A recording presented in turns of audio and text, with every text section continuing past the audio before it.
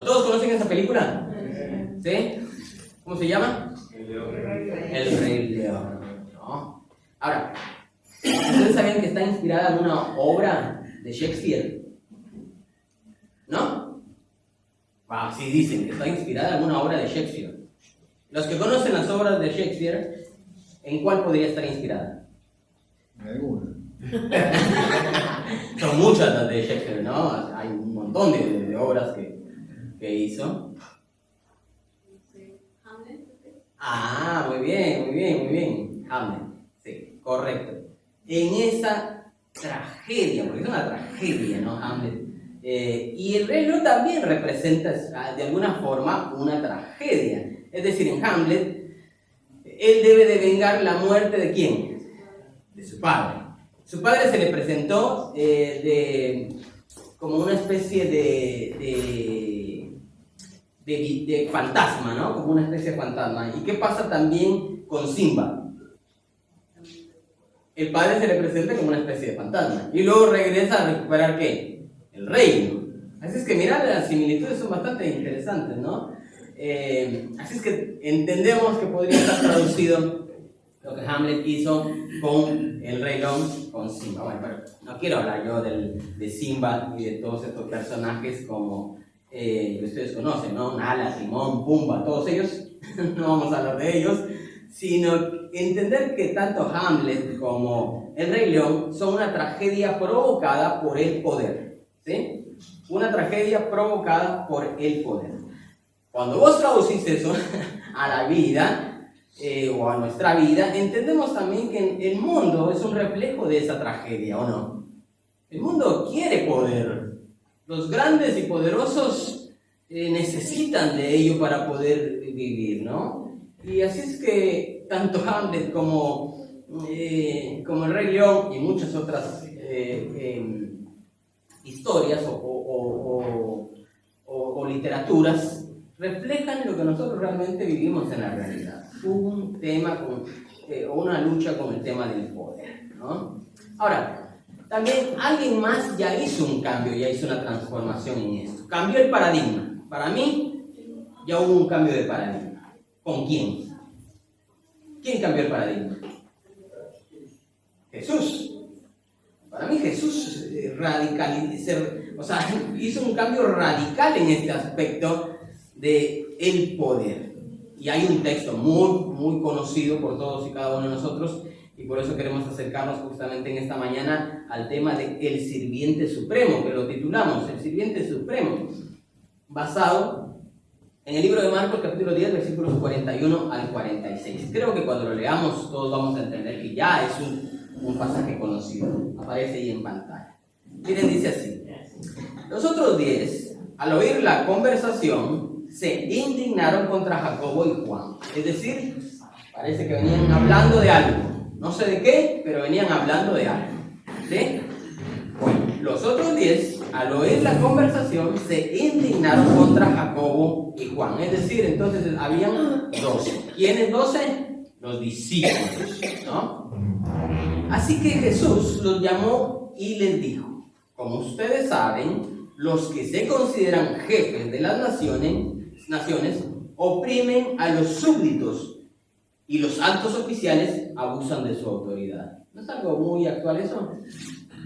Mira, dice que los jefes de las naciones oprimen a los súbditos y los altos oficiales abusan de su autoridad. Yo no digo que todo es así, claro que no, pero evidentemente refleja mucho la realidad. Pero entre ustedes no debe de ser así. Al contrario, dice, al que quiera hacerse grande entre ustedes debe ser su servidor. Mira, y ahí cambió todo. Ahí cambió todo, ¿no? Para mí, ahí empieza a ver el cambio. Pero entre ustedes no debe de ser así. Al contrario, el que quiera hacerse grande entre ustedes deberá ser su servidor. Porque aquí estamos en un contexto donde Jesús, por ejemplo, está en una lucha contra esta forma de vivir de los grandes rabinos, ¿no? De los fariseos. Si ustedes se dan cuenta, dice que usan ¿qué? Usan grandes túnicas, ¿no? Y hablan mucho, ¿no? De hecho, como ya alguna vez le conté, Primera de Corintios, Segunda de Corintios, habla de cómo hoy que conocemos al apóstol Pablo como un gran líder, ¿no? Porque todos dicen, uy, Pablo es un gran líder, Pablo es un gran predicador, Pablo lo mejor, ¿viste? Y realmente en aquel entonces a Pablo lo consideraban muy inferior y quizá no tan bueno en lo que hacía. De hecho, había un grupo que le denominaba a él los superapóstoles. Y los superapóstoles bardeaban a Pablo. Porque Pablo no era tan elocuente. Mira, hoy lo consideramos nosotros elocuente a Pablo. Y en aquel entonces tuvo una gran dificultad con los superapóstoles, porque los superapóstoles primero tenían grandes nombres, ¿no? Ya con que te digan superapóstol, ¿no? Ya, ahí ya hay un título honorífico. Y Pablo no. Sí, es cierto, dice yo. Está bien, yo también tengo mis títulos, yo también tengo esto, pero todo lo he estimado por basura. ¿Se acuerdan ustedes de ese texto? Todo lo he estimado por basura, con tal de así a Cristo Jesús, Señor nuestro. Entonces, mira cómo se empieza a transformar esas ansias de poder. Porque, ojo, la iglesia no está exenta de las ansias de poder. ¿O sí? Me parece que no. A mí me parece que no. ¿Por qué? Bueno, nada. Habrá muchas experiencias, habrá muchas situaciones. A veces también por ignorancia, ¿no? O sea, yo quiero creer que lo que yo digo es lo más importante y por ahí no considero que el otro también tiene valor en lo que dice, ¿no? Pero tal vez por cierta ignorancia, no porque yo sea tan calculador, digamos, y quiero eso, básicamente. No. Entonces creo que por ignorancia llegamos a una situación como esta. Dice al contrario, el que quiera hacerse grande entre ustedes deberá ser su servidor. Y el que quiera ser el primero deberá ser esclavo de todos. ¿Por qué? Mirá, aquí está el texto paradigmático por excelencia para mí en el Nuevo Testamento y en los Evangelios. Porque ni aún el Hijo del Hombre vino para que le sirvan, sino para servir y para dar su vida en rescate por muchos. Por eso digo yo, aquí está el sirviente supremo, el ejemplo para todos nosotros, ¿no? Cuando él dice, porque ni aún el Hijo del Hombre vino para que le sirvan, sino para servir y para dar su vida en rescate por muchos, a nosotros nos pone la vara alta, ¿no? O sea, nos pone el modelo, nos pone el modelo a seguir, la forma en que sus seguidores también actuarán, ¿no? Ahora, entendamos el contexto. Digo, camino a Jerusalén, Jesús les está advirtiendo a los discípulos el destino doloroso que le espera a Jesús, porque estamos hablando de que está caminando básicamente hacia su muerte, ¿no? Si bien entendemos hoy también es parte de la resurrección, pero en aquel entonces los discípulos no terminaban de entender esa situación, ¿no? Y él está caminando hacia su muerte, ¿no? En ese contexto se acerca Santiago y Juan y le piden que ser los primeros en el proyecto que él está realizando, porque hay un proyecto, ¿no? Él es el rabino, él es el maestro. Él va a dejar de alguna forma un modelo para seguir. Y ahí es donde Juan y Jacobo dicen, esto tiene potencial, tiene potencial. Así es que como tiene potencial, entonces vamos a asegurar que por lo menos nosotros ocupemos los primeros puestos. Eso es lo que le piden.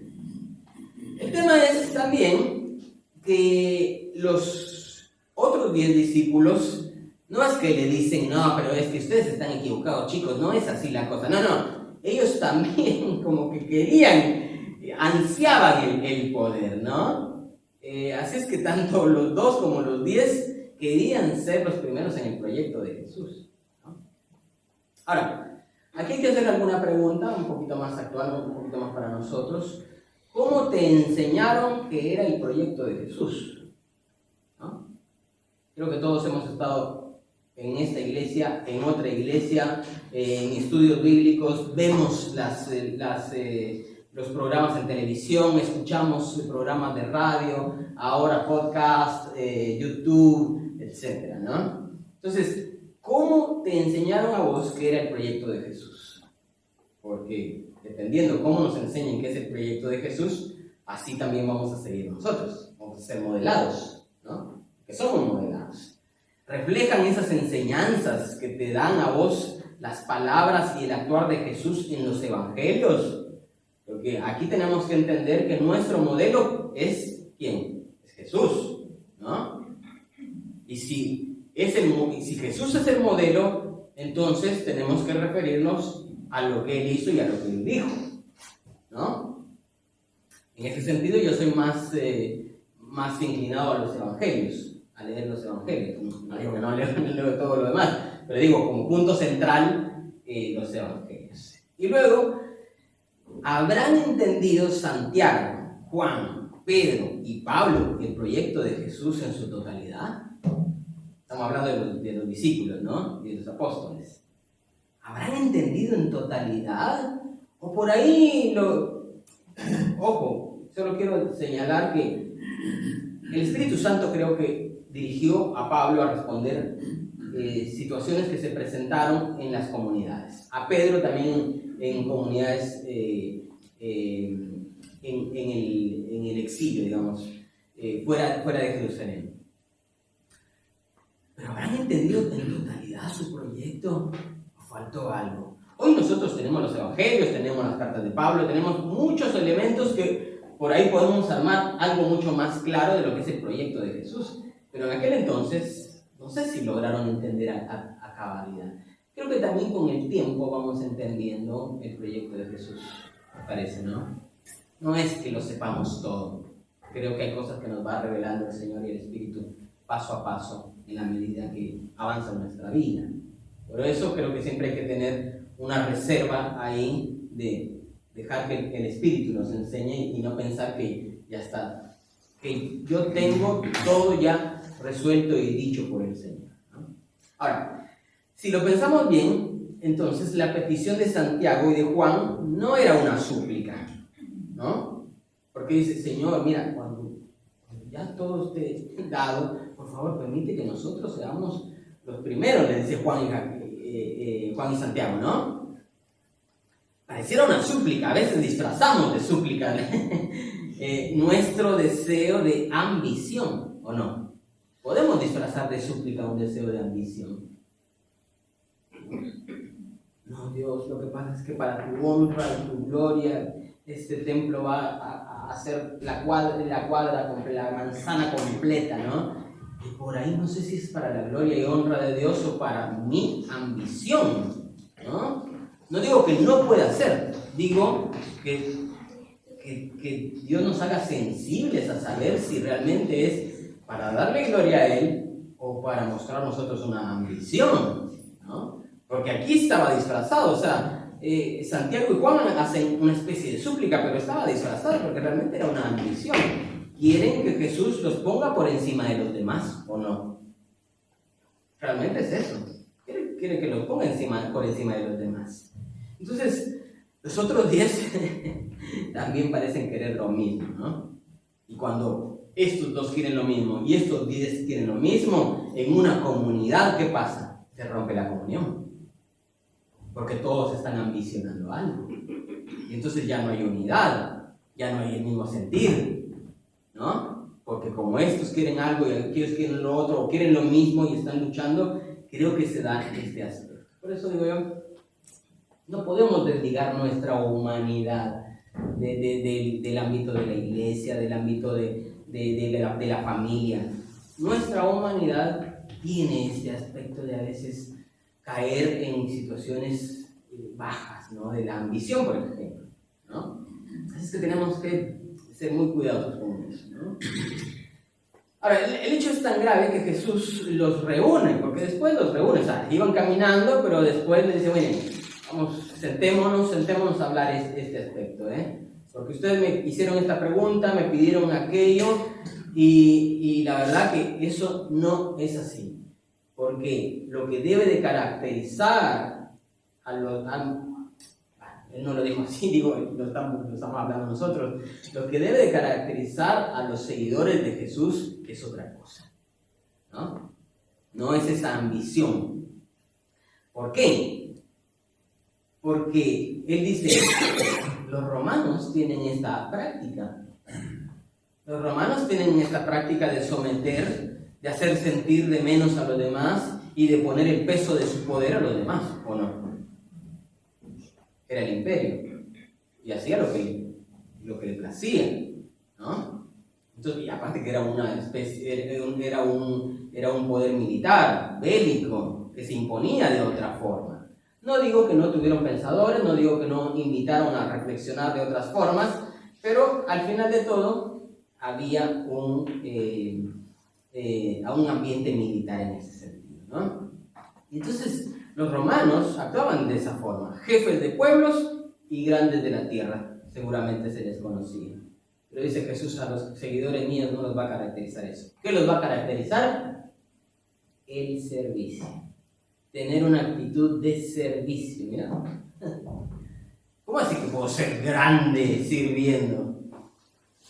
Porque pareciera que sirviendo no es como nosotros vamos a ser grandes. Bueno, quien ambiciona estas cosas en el proyecto de Jesús, le va a faltar algo muy básico, que es esto, ¿no? El servir.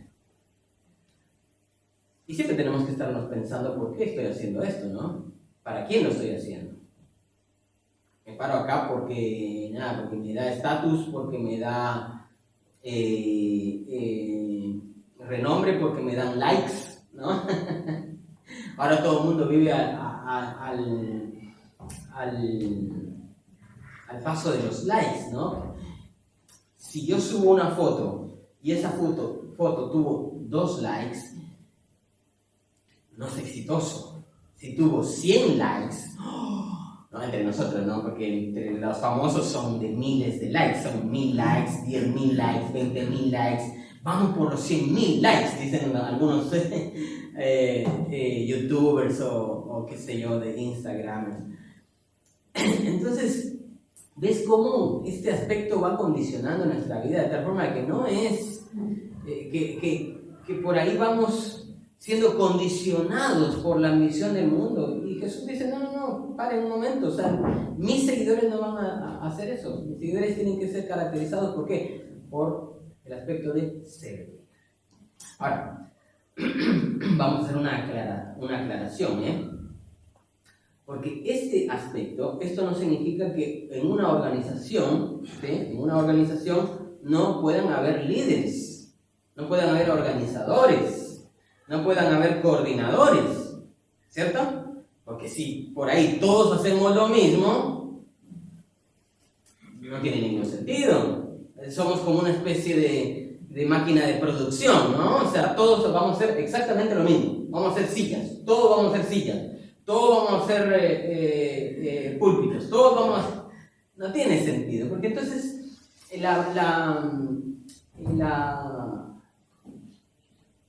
esta imagen del cuerpo y cuerpo de Cristo no tendría sentido, ¿no? Porque entonces todos seríamos brazos, todos seríamos piernas, y no es así, ¿no? Todos tenemos algo para aportar y por ahí necesitamos líderes, organizadores, coordinadores. Por eso, miren, yo me encontré este siguiente artículo, que claro, lo resumo. Dice, 8 momentos donde estar presente como líderes. Ahora, entendamos como líderes, ¿qué? Líderes servidores, ¿no? Porque mi liderazgo tiene que estar con una actitud básica y clave que aprendimos a la luz de Marcos 10:45, que es el de servir. Porque si el Hijo del Hombre, Él no viene para ser servido, sino para servir, entonces ¿qué nos queda a nosotros? Obvio que nos invita a servir. Y en ese sentido, servidor no significa que no podamos tener habilidades propias cada uno. Cada uno tiene un don y en ese don nos desarrollamos. Así es que creo que lo importante es la actitud y no tanto el rol que desempeñemos nosotros en cada uno. Porque cada uno puede desempeñar un rol distinto, pero la actitud es lo principal, la actitud de servicio. Miren eso entonces. 8 momentos donde estar presente como líder. Primero, cuando hay personas nuevas. Aquí constantemente tenemos personas nuevas. Y entonces, ¿qué hay que hacer acá? Yo acompaño a las personas, qué sé yo, a 5 personas nuevas. De repente, una vez que yo ya acompañé a esas 5 personas nuevas, las capacité para que ellas acompañen a otras 5 personas nuevas. Y yo acompaño a otro equipo. ¿Por qué? Porque si estos dicen, no, pero me dejaste, pero tenés que estar conmigo, no me abandones. No, es que vos estás capacitado.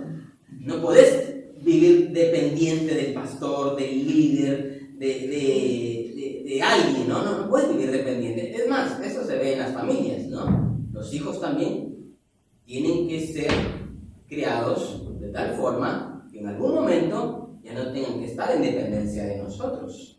Porque si a los 30 años todavía siguen en dependencia de nosotros, ¿sí? Ahí hay un desfase. Eso no significa que yo no pueda ayudar a mi hijo de 30 años. ¿Me voy a entender? Es una cosa muy diferente. Claro que yo lo voy a ayudar. Claro que voy a ayudar a mi hija. Claro que voy a estar ahí, ¿no? Simplemente que él va a poder tomar sus propias decisiones sin necesidad de tener que consultarme a mí todo, ¿no? Ese es el punto. Entonces, uno de esos 8 momentos en los cuales nosotros podemos estar presentes como líderes, como padres, como coordinadores, como servidores, porque aquí tenemos líderes de diferentes ministerios, ¿no? Aquí hay líderes de diferentes ministerios, de adultos, de jóvenes, de ujieres, bueno, jóvenes está ahí arriba, de música, de adoración, distintos líderes. Entonces, todos con esa actitud de servicio podemos hacer esto. Cuando hay una persona nueva, podemos estar presentes ahí. Es clave que estemos ahí. Luego, cuando hay muchas preguntas también, cuando hay preguntas, hay que contestarlas. Y ahí podemos estar nosotros, ¿no? Hay personas que se acercan aquí a la comunidad y por ahí nos hacen muchas preguntas porque en otros contextos se hace de forma diferente. También es importante dar solución a esas preguntas o estar ahí, ¿no? Para saber cómo proceder y si piden ayuda, especialmente cuando hay personas muy estructuradas también, ¿no? Porque hay personas muy estructuradas que si por ahí se le cambia todo, entonces como que la ecuación no sale, ¿no? Hay que reconocer yo a veces soy muy estructurado también y tengo que entender que hay situaciones que se hacen de otras formas y a veces cuando vienen aquí a la comunidad ven algo diferente y dicen, pero no todas las iglesias son como mi iglesia, ¿no?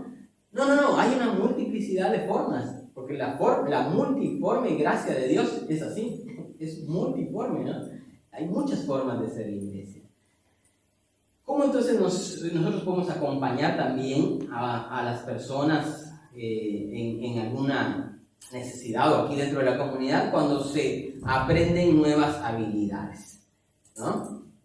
Yo voy a ser líder, yo voy a ser acompañante, yo voy a ser coordinador, entonces necesito saber que siempre hay que aprender nuevas habilidades. Aquí, por ejemplo, el tema de los instrumentos. El tema de los instrumentos es quizá también un proceso que se ha llevado, ¿no? Un proceso que se ha llevado y entender de que siempre se va a ir sumando un elemento más y hay que irlo incorporando y hay que irlo acompañando. En el equipo de audio y video también hay elementos que hemos ido incorporando, es decir, hoy grabamos. Antes de la pandemia nosotros no grabábamos. De hecho, en la pandemia todas las iglesias tuvieron que adaptarse a grabar, ¿o no? Tuvieron que hacerlo porque era la única forma. Y entonces empezaron a aprender nuevas habilidades. Ahí tenía que estar presente el líder, el coordinador, ¿no? Ahí tenía que estar presente aquella persona que necesitaba darle soporte a ese equipo. 4, cuando las personas están en problemas. También cuando están en problemas hay que estar ayudando ahí. porque no puede ser que yo sea el coordinador y bueno, arréglensela ustedes como puedan, ¿no? Creo que es importante estar ahí. Eso no significa, y volvemos otra vez, que entonces el pastor sea el único que tenga que resolver los asuntos. No, para eso están los líderes, ¿no? Para eso están las líderes que pueden resolver esos asuntos, porque si no, volvemos otra vez a este aspecto de la dependencia. Y yo me tendré que encargar de algunos otros elementos, digamos, más estratégicos en ese sentido. Esos Hechos capítulo 6, me parece, ¿se recuerdan ustedes cuando hubo un problema con las viudas que no eran judías, sino eran helenistas, ¿no? Griegas? Los discípulos estaban tratando de servir las mesas y no se dieron abasto. Entonces entendieron que ellos tenían que dedicarse a una cosa y que había que formar un equipo para esto. Para eso están los equipos, ¿no? Para cubrir esas necesidades que quizá otros no pueden o se van a redoblar también, ¿no? Porque no es posible que habiendo muchas otras personas, uno se doble en 2, 3, 4 o 5 actividades. Nos pasó, ya nos pasó.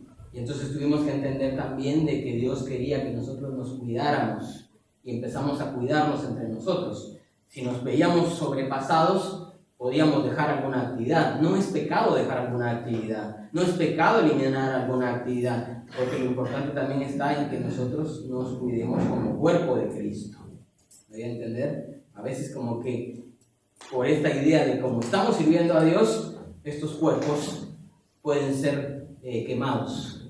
Y no, me parece que es el cuerpo de Cristo también. Es el templo del Espíritu. Y si es el templo del Espíritu, con más razón en el ámbito del desarrollo de nuestras actividades hay que cuidarnos.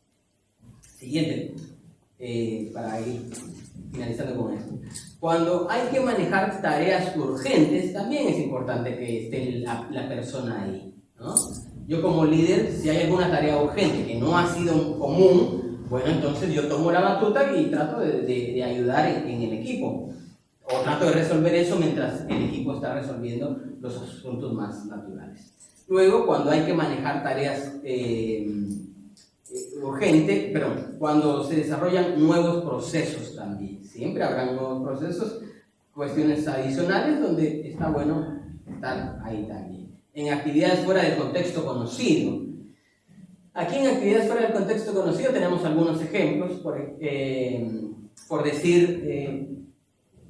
Alfa nosotros no lo hacíamos, es fuera del contexto y empezamos a hacerlo y cuando nosotros comenzamos a hacerlo, cuando comenzamos a hacer Alfa, éramos 3 personas. Hoy tenemos 2 equipos, de 6 personas más o menos cada equipo. O sea, estamos hablando de 12 personas. Y eso es una bendición. ¿Por qué? Porque entonces entendimos que fuera de este contexto pudimos acompañar, pudimos formar y ahora otros pueden también formar a otros. Y esto se va a ir multiplicando, esa es la idea, ¿no?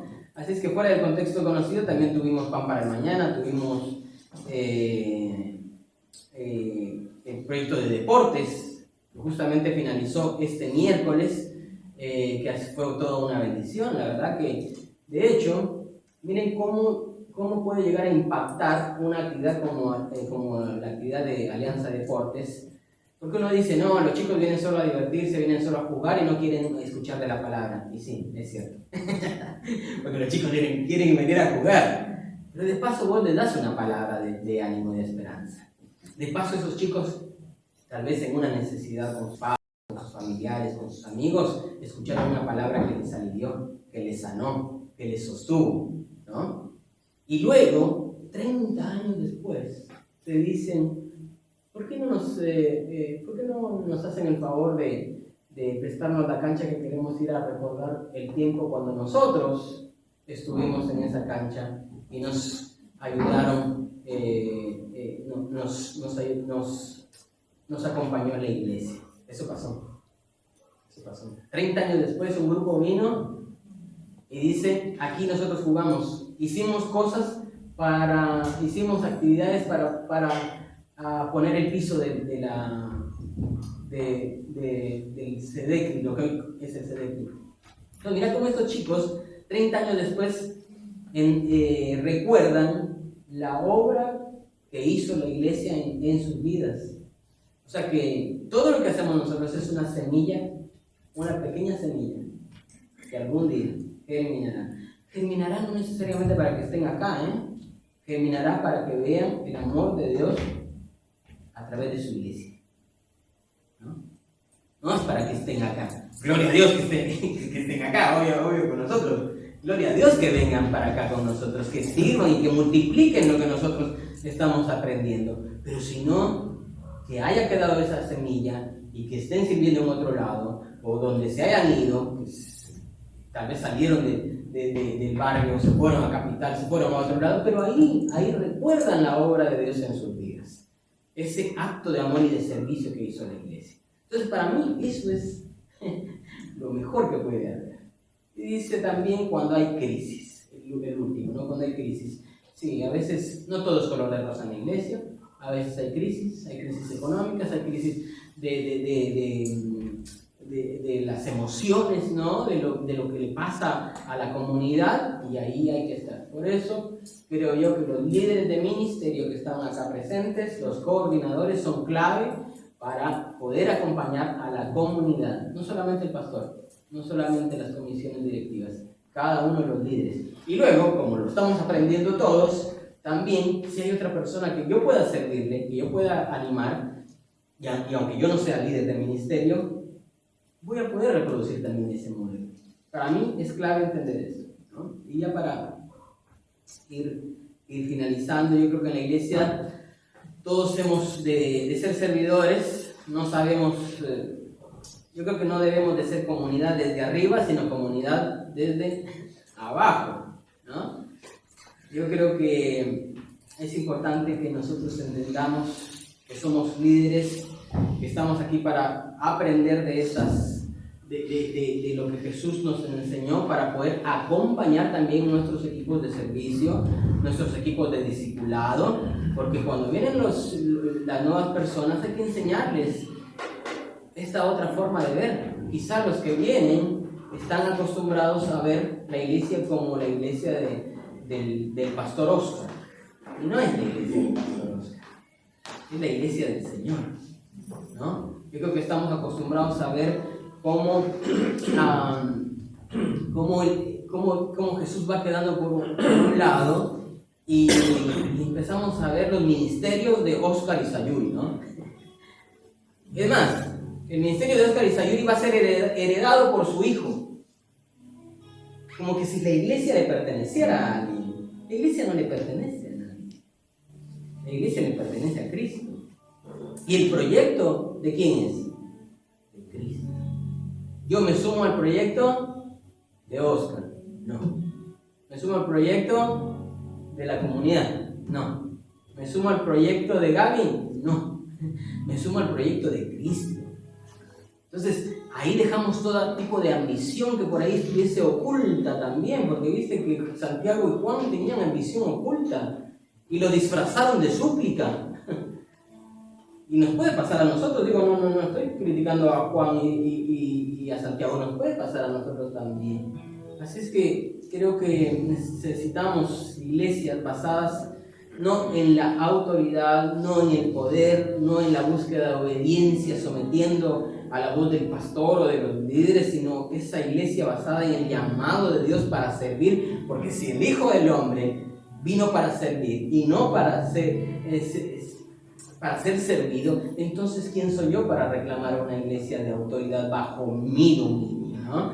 Necesitamos una iglesia que invite a tener una vida de servicio. Así lo que hagamos, lo vamos a hacer con gozo, porque no lo estoy haciendo porque me lo obligan, no lo estoy haciendo porque me tocan, no lo estoy haciendo porque hay alguien encima pisoteándome o presionándome. No, lo voy a hacer porque la verdad que tengo el mejor ejemplo para poder servir. ¿A quién?